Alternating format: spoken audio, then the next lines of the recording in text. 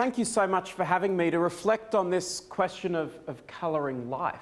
And as I thought about all of the people I've met on my travels, as someone who campaigns to end extreme poverty, the people who came to mind for me were those selfless people who, without benefit to themselves, were dedicating their lives, their efforts, their energy, their time, and often their money to trying to make the world a better place for others. And these people I tend to call global citizens. They're people for whom the idea of 1 billion people living in extreme poverty is an injustice that they don't accept. They're people for whom, although these challenges might be big, no action can be too small or too insignificant.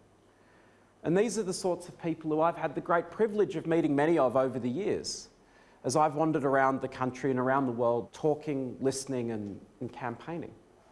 I first encountered some of these people about 10 years ago when I was in South Africa. And one day I went out to visit a little preschool and I met a couple of kids. I met these two kids. Their names are Bradley and Toko, and they're 5 years old and they're gorgeous. Like every 5-year-old that you meet, they're friendly, they're inquisitive, they're vivacious. They took my phone, they took photos, they were running around. They were just like kids in Britain, but perhaps a little bit more polite. And I thought, they have every hope in the world, every dream. You ask them what they want to do and they say just gorgeous things. They want to be astronauts and football players. I still want to be a football player. And as I wandered around and I chatted to them, I chatted to their parents, I realised just how different their lives actually were going to be from ours. Because these are kids who, although they're 5, look as if they're no more than 3 or 4 years old. They don't get to eat that often. Because their parents just don't have jobs. They've got scabies on their legs, they don't wear shoes, not because their parents aren't trying, because the parents of Bradley, who I was chatting to, said probably 2-3 days a week, we just don't eat. Because when we don't eat, then we've got enough money to be able to make sure we can pay the fees to send Bradley to preschool.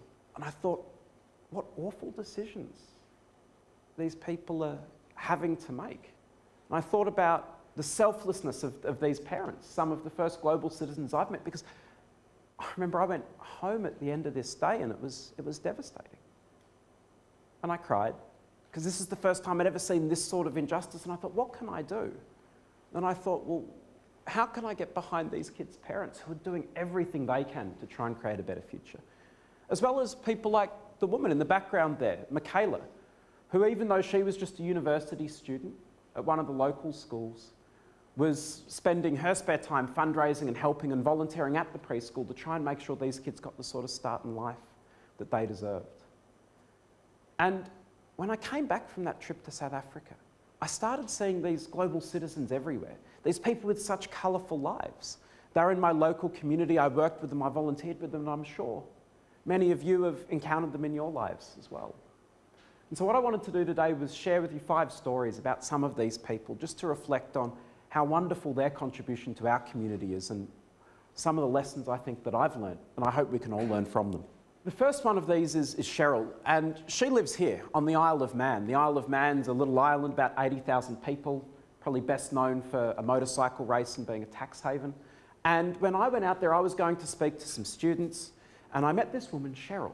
And she said, come on round one afternoon, let's have dinner at my place. And so we went down this beautiful lane and with these rolling hills. She took me into her house and we sat in her back garden as the sun set over the Irish Sea and we ate kippers.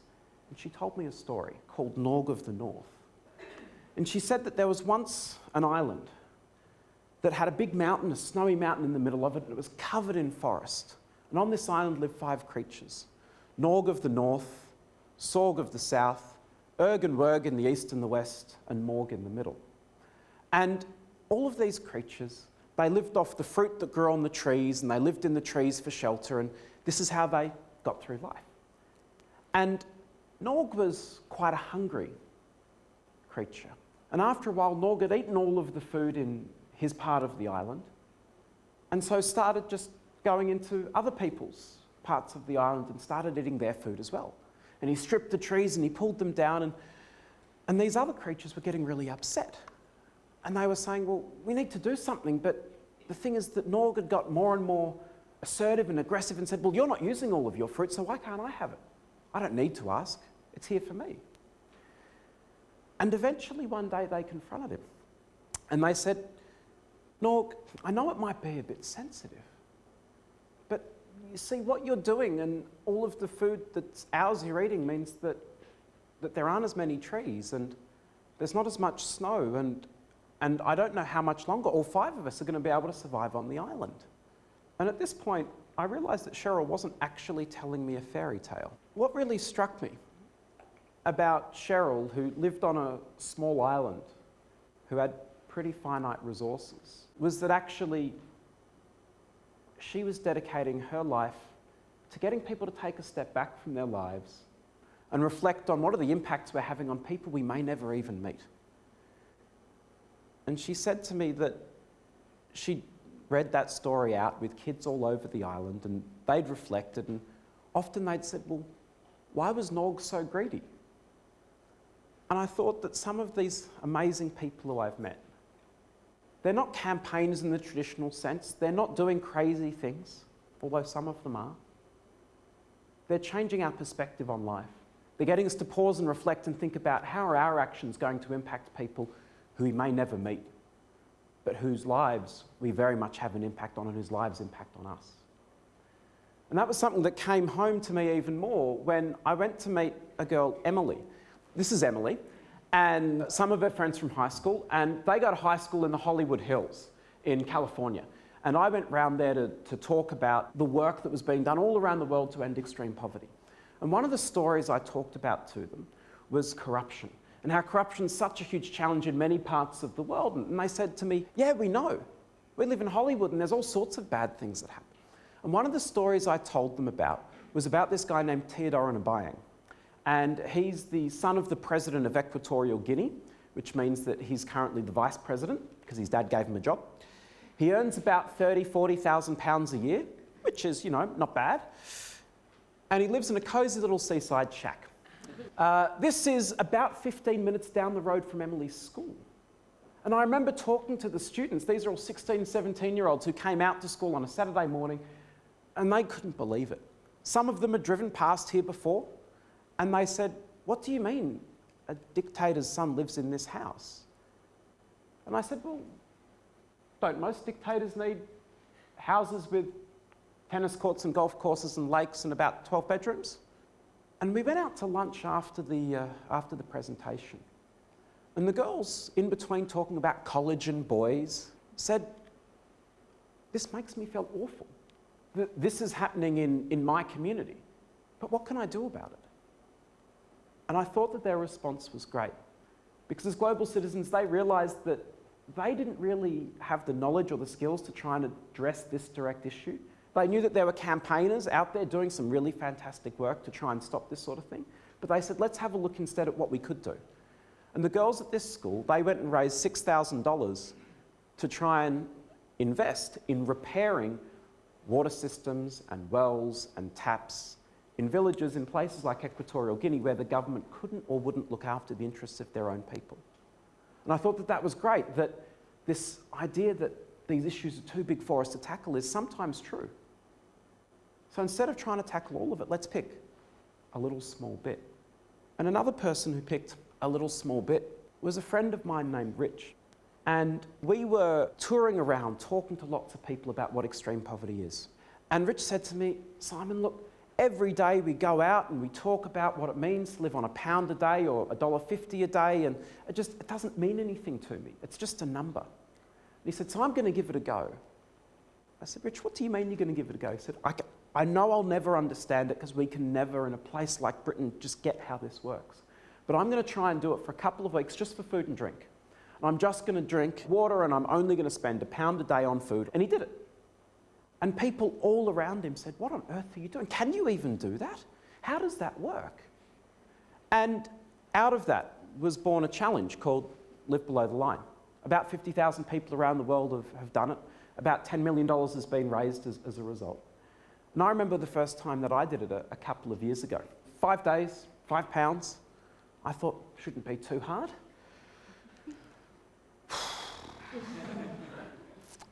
About 2 days in, I sent an email to all of our participants.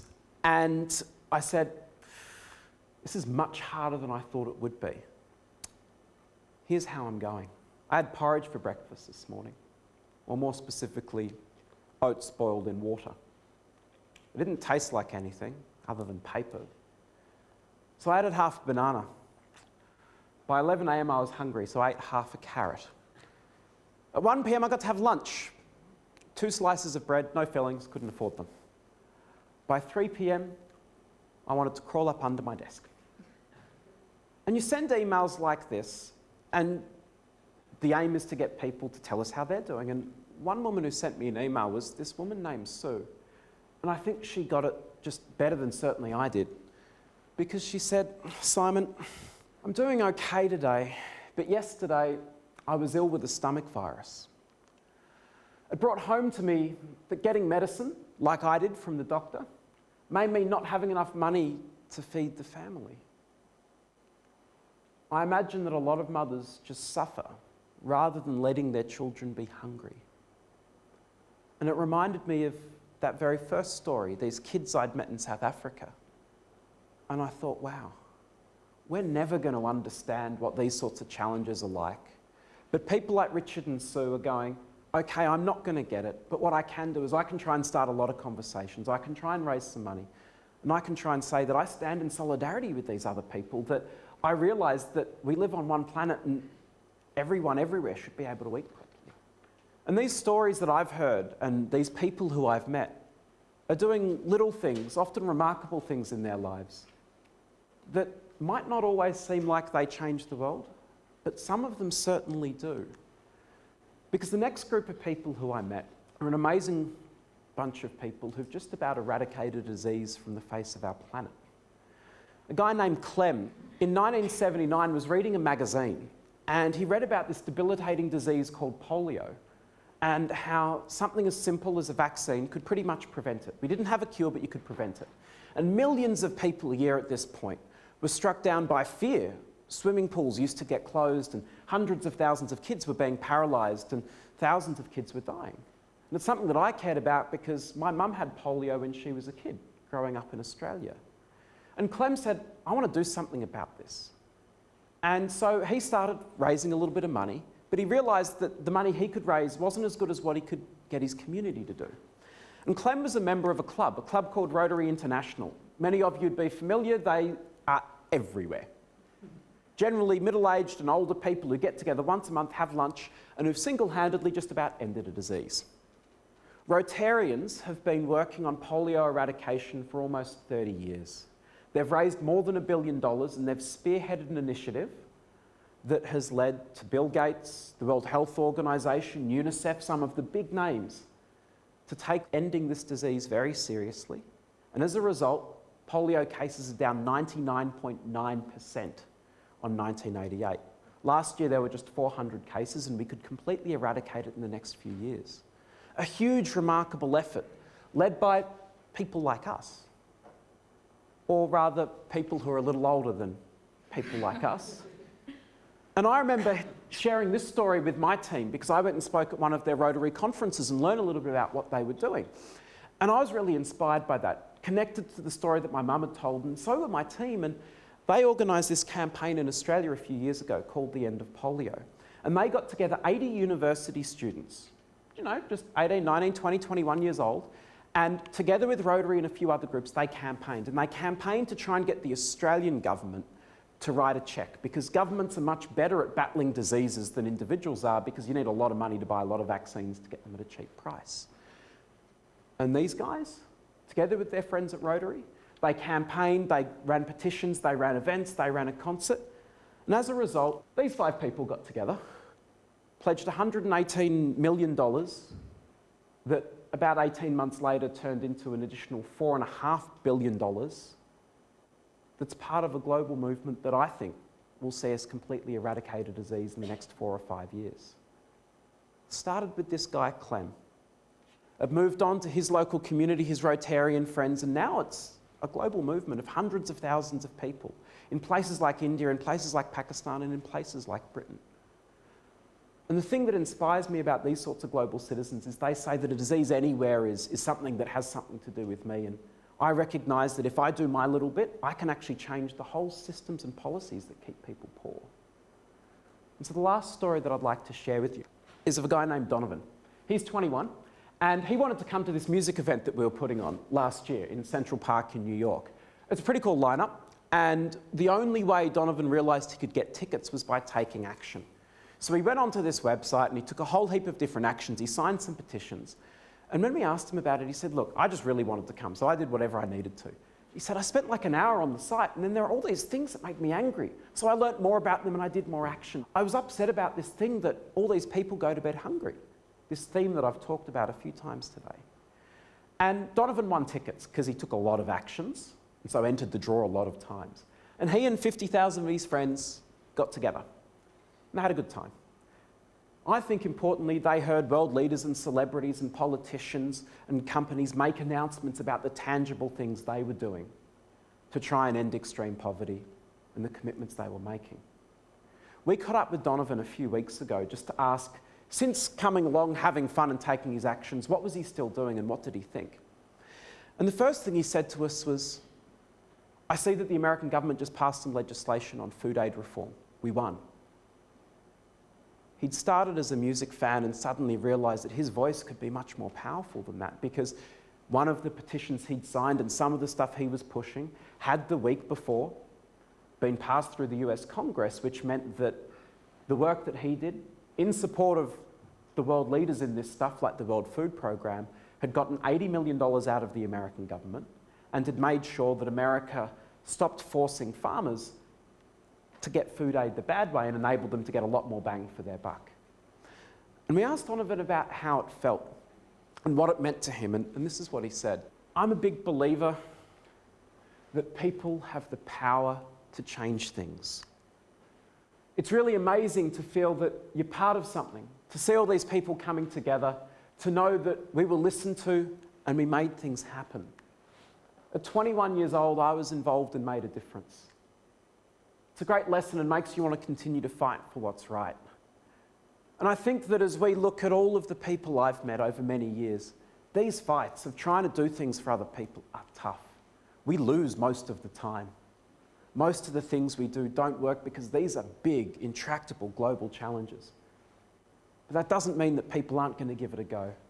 Whether it's Michaela and Bradley's parents trying to make sure he gets the very best chance to go to preschool, whether it's Cheryl trying to get her island to take seriously the fact that we all live on one planet and their island is very small. Whether it's Emily fundraising to try and address corruption issues that she knows are bigger than her, but where she feels she can make still some sort of small difference.